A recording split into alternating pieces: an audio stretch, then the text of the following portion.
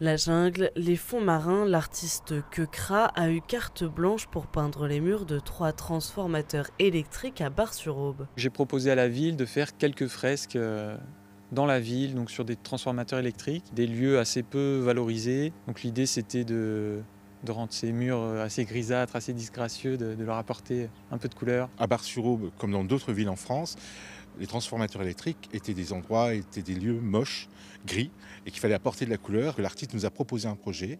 Nous avions déjà travaillé avec un autre artiste. Nous avons la chance d'avoir des artistes, on va dire locaux, même s'ils ne sont pas nés dans notre ville de Bar-sur-Aube, et ils font part de leur talent sur notre cité Bar-Albin. Jérôme, alias Kekra, est professeur d'art plastique au collège Gaston Bachelard. Pendant son temps libre, il met de la couleur dans la ville. L'artiste aura travaillé 40 heures sur cette fresque. C'est né d'un voyage que j'ai fait à Mayotte il y a environ 2 ans. Cette jungle-là, ça s'est nourri de cette forêt secondaire très luxuriante qu'on retrouve à Mayotte et des coraux également. En fait, je viens ponctuellement entre 2 cours d'art plastique et je compte pas trop le temps. En fait, ça commence par un fond qui est fait au rouleau.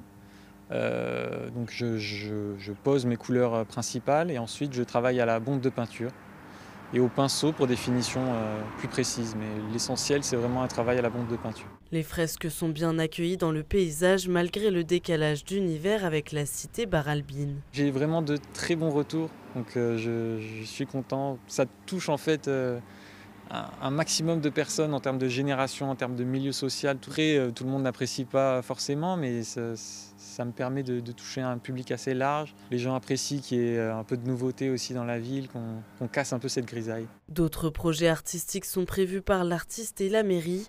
Pour le moment, ils sont encore gardés secrets.